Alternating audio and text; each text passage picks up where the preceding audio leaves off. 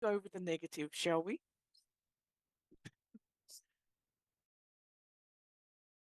Hard drive, but I found the cards. And I'm like, I can find all the stuff that I don't need to function for work. It's like, I don't need socks for work, but I found them. Yeah, yeah. I did eventually find the hard drive and several others that Yeah, I'd lost some time ago. So I'm like, oh, you have to look at what's on them. yeah. So yeah. Okay, so welcome everybody. Now, Justine wants to talk about all the positive of being a hypnotherapist. But before we start, let's go with the negative, shall we? This one really gets me. Okay, so we may be here for like half an hour with Trish just ranting about this. Okay, just a heads up. Okay, is it normal or not to double dip at a party? So We've done, you know how people get chips no, and we've dip? done that, remember? No, we haven't done this one. Or we were talking about double We dipping. might have been talking about it. Is that normal or not? So you've got a piece of celery or carrot and you put it Oh into the yeah. dip. So and Is I that know in our family people get told off for double dipping. is it, do you double dip? Are you a double dipper? Or I don't use any forms of dip. Oh, you're boring. I'm a no dip, no saucy type person. I don't even have Really? to sauce. No. I'm a I'm a don't dip in my sauce person. But And you're John does it all the time. I'm like, if you want sauce, get your own damn sauce. yeah, I'm totally not Well, not a technically, actually, let's rephrase that. I am a double dipper, but I'm the person that gets the plate, puts it all on my plate, and then takes a few biscuits and then just does it on my plate. Okay, so if it was dipping a donut into one of those little donuts into chocolate sauce, I've never done that. I should do that. well, that's about the only thing I would dip. And I would triple, quadruple dip that shit because, You would be exactly like my sister that would be there at the fountain. yeah, if it was, but see, it's not double dipping. If it was a fountain, you'd hold it under, shake it, eat it, hold it under, shake it, eat it. All right. So when you dip with the fountain, do you go at the top layer or the bottom layer? Well, I wouldn't dip it into, I don't know now. Now you're confusing me. Because whatever layer you're doing that fountain from, I'm the opposite one. Okay. So if you're doing it from the top layer, I'm on the opposite side, so I don't get your goobers. If you're doing it on the bottom layer, As if it's just dripping onto the donut, then sliding off to the thing because it's not actually touching the donut. It's did touching you the. know? Have you seen the YouTube channel Does It Fountain? I will write You that have got down. to look it up. Does So what they've got the chocolate fountain, which we all put the chocolate in, right? So they put gravy in it or cheese, and they and they do this thing called Does It Fountain. Yeah, yeah, they've done all sorts of it, all sorts of stuff. There was one where they did mud, I think it was, and they're like, "Does it fountain?" And the whole fountain just went boom. It was hysterical. Oh, there was another one they did was fountain grease. heats it up, eh? Like the fountain actually, some of the fountains it I heats. think they do. Yeah. Yeah, so another guy did grease because he's like, oh well, when I'm working in the mechanic shop, it'd be great to grease the bolts and then just put them straight into the engine. And I'm like, With the oh, well, it did work. However, because it was so thick, it kind of just boggled in the bottom and then just flobbed out the sides and made a huge mess. so, So ooh, yeah, so things yeah, like did milk go yuck? I wonder if they've done milk because if it heated up, they've done milk, they've done custard. They've done heaps of them. It's just hysterical. Does it fountain is what it's called. So yeah, is it normal or not to double dip your chippies and things people at a get party? yeah, people get in trouble for it. Yeah, don't yeah, no, don't do that to me. And But if you like see me at AHC and I've got my little sauce thing, this is a no-go zone. This is so a you will die zone. that to me about taking your chips. And so when I had dinner at like this is 6 months later, all it was on my mind is I have to take a chip. And so I'd been thinking about it for 6 months. So I did it twice and I actually didn't get in trouble. So I got it, but I got a, oh, we're at ASC, so I'll let you go this time. And so next time I thought, do it again just to get a response, and I didn't get a response. So I was like, this is boring now. So I was, This is boring, just too distracted.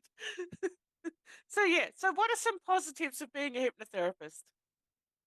yeah, I thought this is quite a good conversation because, Mm, we talk about what are the positives for clients, like mm, what get out of it. And we talk about stuff, but we've both been a hypnotherapist for a long time. mm. And there are days where, in the past where I've gone, oh, should I just get a normal job? You know, Oh, yeah. then what comes into your mind? Hell no. So I thought it's actually quite cool to talk about what are the positives of what we do as a job. Yeah. Mm. I think also like when it for me personally is it's I know it sounds cliche, it's seeing the change. But the Oh, part where the change occurs is the ripple effect for me. yeah. So when we as people, like, because this happened to me as well, as people, I had hypnosis done and it saved my life. That's how I got into the industry. But when people talk about that old Trish, I think to myself, oh, I am so sorry because I Mm. can't remember her. And I've got old diaries where I read her stories and I'm like, oh, you poor thing, you just As we need a know. hug. Yeah. Yeah, so I don't remember her. And that's where a lot of people, especially clients, can get confused because they're like, oh, it's going to be this massive change. Yeah, you get the change, but it's the ripple effect of how everybody else relaxes around you or notices that change because you've forgotten that old self Yeah. and your 100. new self has come through. Like it's like you've always had this identity. Yeah. I think as a hypnotherapist, you become more, because you hear, like, it's a bit different to counseling where you hear people's problems all the time, like for long periods of time. We probably get snippets of a story enough to be able to work with someone. We don't get the whole story for hours, do you know what I mean, for weeks on end. But I think one, as a hypnotherapist, you learn, um, you see the world in quite a different way because you see that Yes. everyone has a story. You see that everybody has the ability to get out of their story. Oh, So whereas you might talk to a person and go, oh, I've had all this bad stuff happen. I find that when someone tells me that, I'm quite neutral about it because it's like, oh yeah, because I've seen so many people, mm, thousands probably now, people have the worst stories in the world and change and have a good life.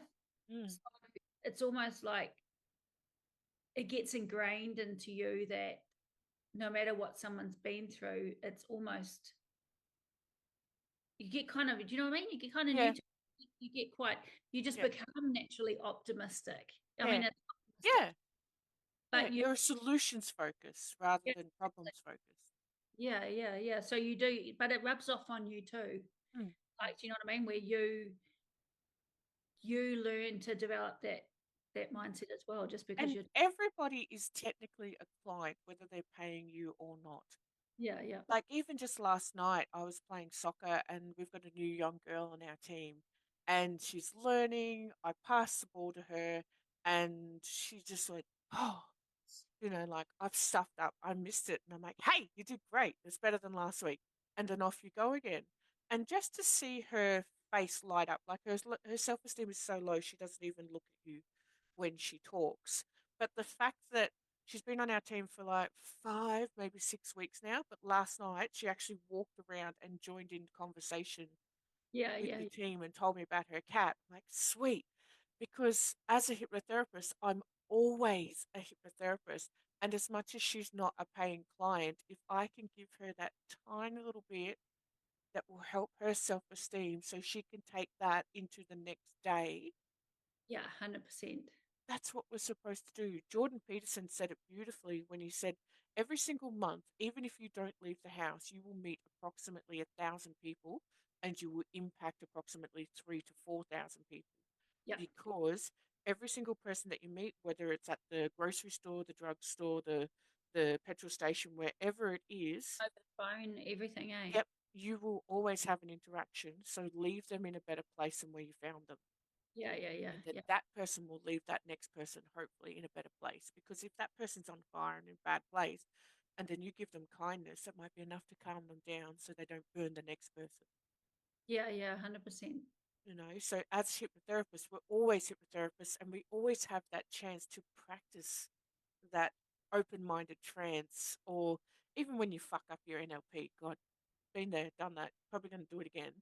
But even when you fuck it up, you can reassess yourself and then go, oh, next time I can Yeah, yeah, level yeah, it up, yeah. you know. I What was what talking, about I hmm? was just going to say, I was talking to the students this morning about how hypnotherapy and hypnosis is how we become the masters of language and influence. And I say influence in a positive way, meaning that Yeah. you learn the ability to influence how someone else feels, and yet that can be seen as a not good thing if someone was using it in a not good way. Hmm. But it's it's such a skill to learn. Mm.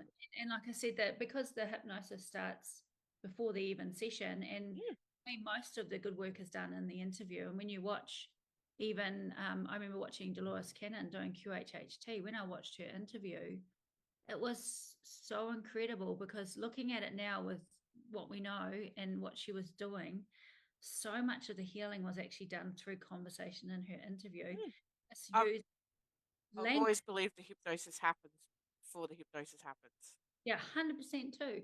So that influence. And the one thing about hypnotherapy is when you are a hypnotherapist, you probably, it's not being harder on yourself, but because you have the tools to get yourself through things, Mm. there's so much more accountability on yourself to move through situations, or you've got everything set up to be able to go through life, if that kind of makes sense. One So thing I it's with the tools.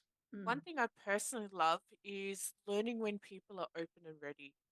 Yeah, Like that took me a long time to nail, because when I first came out of the industry, I was like, man, I can help so many people and I want to help people. And then you would just get slapped down by excuses and stuff like that. But then learning to recognize where the red flag was. Once you hit resistance, the mind is not open. So learning that, and then also like putting down that bag of somebody else's stuff was really, really positive for me, especially if you're an empath. If you're the kind of person in this world that loves helping people and wants to help people, learning that one skill about red flags and resistance can save your empathy for all the people who are actually open, yeah, yeah, rather than you being burnt out yeah. when that time actually comes. That happens with, I noticed one that happens with age naturally anyway, where you learn with age too. Well, a I'm lot not of, getting old. no, so with, with as you get older, I think you naturally learn to not give so much time to certain people. But Oh with no, that's just the fuck it mindset. Like, oh, fuck this. yeah, yeah, yeah. But with hypnotherapy, that happens with experience, eh? You Mm, get to a point where you go, I'm not actually going to give my time here, because all it's going to do is mm. drain me out of it. And there's so many people out there that want help and are ready for it, that convincing the people when they're not ready is And not giving good. all those little snippets and cues to people as well. So, like, I've got a few mates who've got kids. I don't work with kids, but I will say to the parents, what if you worded it like this? The outcome is exactly the same, Yeah, but the approach is softer. yeah, And all of a sudden, I've just helped that person help their child, yeah, which yeah, has made a tiny bit of a better relationship, which installs trust, which makes a better yeah. parent-child balance. It's interesting when you do this job, because you're so immersed in it and it becomes who you are, it ripples off your family. I think I mentioned to you, my daughter had an appointment last week, and someone said, a lady said to me that it was so nice to see a 15-year-old girl with such good body positivity. Mm. Like, she knows she looks good, and she was quite happy to say it. And in the world, people would see that as having an ego or stuff, but for me it's like that's how we should That's how we're supposed to be. And when I had someone come up to me and say, it's so nice to be talking to a 15-year-old that's actually happy in her own skin, I was like, that, because I haven't been my whole life, and I would say it's a cultural and family type thing, body image and stuff, that's broken because of the hypnotherapy and hearing and being more aware of that and the stuff that's been said around her from probably a very young age, I'd say. So how what we do ripples on the people around us, and I suppose we're not as reactive or responsive to things like most people are. Yeah, and also, like, when it comes to any kind of information, making sure that you're protected from such suggestibility as well. Because as hypnotherapists, I love being in trance. I know you love being in trance. And we love going into that trance as well and just zenning and relaxing. But there are certain stages where we'll go do something and somebody will suggest something and it's like, oh, we'll be more solutions focused because we understand that that is the negative side, but there's always a positive side, even if it's only small. Yeah. I teach my students that if we are doing in the interview for a hypno session, to always have something in your hand that's cold. And if people are talking about their issues or what they've been through in the past, to have it in your hand and to feel the can. So if you can feel the can, you're not chanced out, you're present, you're in the room, you're listening, and when you're sitting back like this, listening to the story, you're sharing the story and it becomes your story, and then you carry the weight of the story. And I remember one time I had to have a hypno session, and in the session I was taken back to a situation a client had had, but I was the leading role in it, and I was like, oh, I have to keep really careful, because my brain was, while I was being, this is when I first started, I was picturing this stuff with this creative brain, and it kicked me in the butt. So I teach my clients about staying awake, and that staying awake, staying present. And if you do have the mind that does, then pick something up and feel it. Because if you can feel it, you're here. You know what I mean? Yeah, good point. You don't realize you're holding something. You're like, ooh. Hey, I've done that with clients where they've been in trance, like, relaxing, doing their therapy and stuff like that. And as I'm like, okay, you're going to a forest and blah, blah, blah. And I'm like, yeah, no, Trish, come back. You don't get to go to the forest, Al. So when I teach SP and stuff like, because you know how deep SP is, like when you're reading the questions, when you're doing it, everyone goes into trance and SP. And because I have to watch videos of people doing it, it starts out with, just closing your eyes down, taking a breath, blah, blah, blah. And then when the questions come, you see them and they're like this. Yeah. And they're not even there. And like, you're watching the client in trance, you're watching the therapist in trance. But I tell you what, it's so weird, because when you're doing Zoom, the screen lights up. Like when someone goes into trance, that it changes the light. I don't know, the frequency or something that we emit, because I know we have the heart rate. Yeah, that would. Yeah, the parasocial stuff. Yeah, that would do something. It's like as soon as they go into trance, the lighting changes. I once had this thing happen. This is like way out there, but when we do, I was doing a session with someone, and I don't know what was happening, but we were like working maybe with inner child or GT or something. And I remember when something was being, when she in a spirit was coming out of the body or something, the camera, no shit, followed the energy, on those iPhone, on the eye devices where it moves. Yeah. I was watching it, I was talking, and like when we asked to come up out of the body or something, the thing lifted, and I'm like, shit, this is weird. You're back. I had a screen go like this too when we were doing something, and I'm like, okay, this is like, I'm not even explain, but I did have one lady online, and because I don't usually play music with the sessions online, and she said to me, "Oh, can I play music in my room?" And I'm like, "Absolutely! Like, make sure you can still hear me." And she had her headphones, like that, and there was like a stereo in the background, those big chunky ones with the glittery lights, sort of thing. and she's in trance. And then we were talking about different parts, and different parts of her had different like control over her. And then I said to her, I want to talk to that part of you that feels like it can't do what it wants to do. And she said that part is anger. So she releases anger. And I said, look, you're in a safe place. Just allow anger to be present. Where is anger? And she said, behind me. And I said, okay. I said, you are completely safe. I said, allow anger to start communicating to you. And the dial on the stereo turned up. So you don't see the dial move, but you see the volume on the old LCD screen going up with the volume, and the music just was like, and I'm like, holy shit, you know? And then like she kind of came out of trance and she's like, and I'm like, you are safe. You are completely safe. I said, I want you to breathe deeply and slowly. And as she did that, the volume went down again. Yeah. I said, would you like to continue? She goes, yeah, let's get this motherfucker. She closed her eyes. You can't so when with I know that we are working in altered states and we are in trance as well, but the shit that happens in session is out the gate. Oh, Like it's I've had really people talk to me in different voices, yeah. different personalities, like childish personalities. I had one lady who she wanted hypnosis to help with her nerves because she was going to get married, right?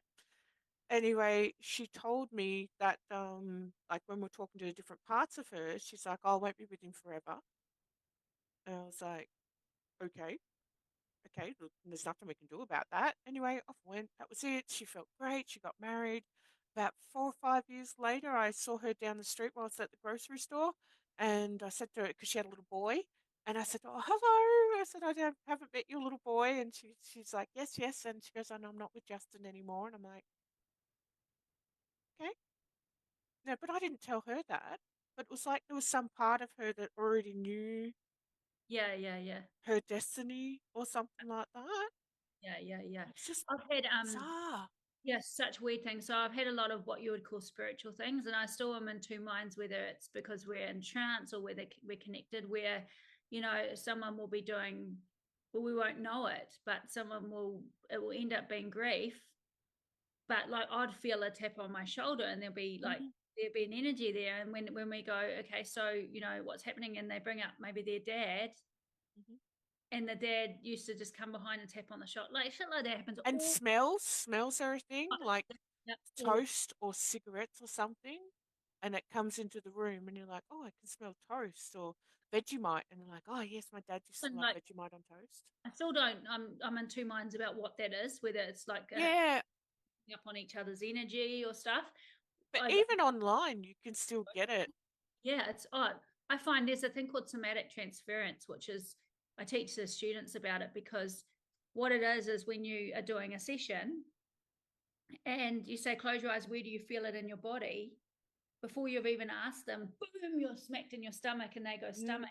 And I had it yep. the other day, which was a cool one, and I said, you know, doing just a quick version of in a child and going back to an age. And in my head, I heard I'm 6, and then she said 6, and it's just like all the freaking time, and it's like that communication that goes on. And I think when you work in this world, that communication just gets stronger because we are working in people's energy all of the time. We become so attuned, even to the face, like you become so attuned to the tiniest little movement of the eye or the face or um, just the energy of the person, the most subtlest things. We're so attuned to that so that we can work with a person that it's all of these senses that we don't really use or know about. They get turned on just as much as the others. And One of the that's things hypnosis, eh? One of the things I do love is learning to ground again, because before hypnosis, you don't sort of ground, you have like time out, Yeah. you know. But with my hypnosis, after every single client, I do a grounding of some sort, whether it's like putting like all the bags of that client on one of my ferns and shutting the door, going, look, that's the end of the day, or whether it's like literally, I love taking off my shoes and socks and walking on the grass outside morning, that's what I do. I go outside and I look up at the sunlight for a second and get a flash of oxytocin and breathe, because I want to flood my brain with serotonin and oxytocin, which is what happens when you look up. And I do that quite a lot just to reset the body into a space again. But yeah, that's really important. Really important. And learning to do that and decompress and allow yourself to decompress, because I was like, nah, you don't need to do that shit. You're just being weak, Trish. But I'm like, no, you actually need to decompress. You know, it's like when you're in depression, like when you're in this depressive state. You need to accept that you need to decompress. And when I was doing counselling, they talked about how if you had a whiteboard in your office and a client came in and told you all this stuff and you wrote on the whiteboard, if you didn't have a gap where you went and reset your mind, and say you had 6 clients a day, the next person would come and you'd write down their issues on that whiteboard. And then the next person would come and write the issues down on the whiteboard. And the next person, by the end of it, the person sitting in front of you can potentially be all those issues, because your brain hasn't had a chance to wipe it clean. And so it can happen where a counselor or a person can start mixing up the issues to the clients. The brain will start creating it as one person without that space and the grounding in between. And I thought that was such a good analogy, because I thought, yeah, it's actually because you are loading your mind in with all of these things, and then we would, without the gap, Yeah, we were taught it's like a phone that's got messages on it, and you delete the old messages. Yeah. So yeah, I think that's so that you can be fully present with the new one, Yeah, absolutely. Yeah, I think doing that sort of stuff is fantastic, and forcing you to slow down, be present in the moment is just it's great. Love it. Yeah. So So yeah, there are heaps we haven't even started with the heaps of what's good about being a hypnotherapist, but as well, we could probably do 10 sessions on it. But what's great about hypnotherapists? Having a cat.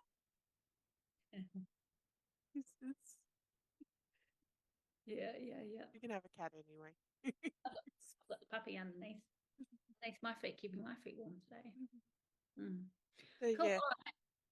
Well, thank you everybody who has joined in for this conversation. Please don't double dip your carrots, your celery, your donuts.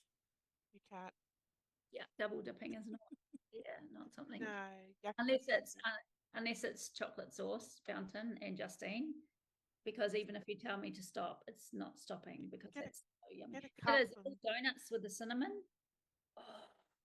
with the little hole in the middle that you can get like at a thingy shop. You can have them once. Them, and then you dip it under, not big donuts, little donuts and chocolate. I think they call them holes, don't they? Yeah, I wonder if I should try and get a chocolate fountain at AHC and put it on the table with donuts, and then get a sport to fight everyone away that tries to eat them. All right, everybody, thanks for joining in. Chocolate party at AHC next year, instead of doing like 70s and 80s. Maybe that could be our theme for the Saturday night dinner. Chocolate steak, chocolate. Cool. All right, I'll see you later.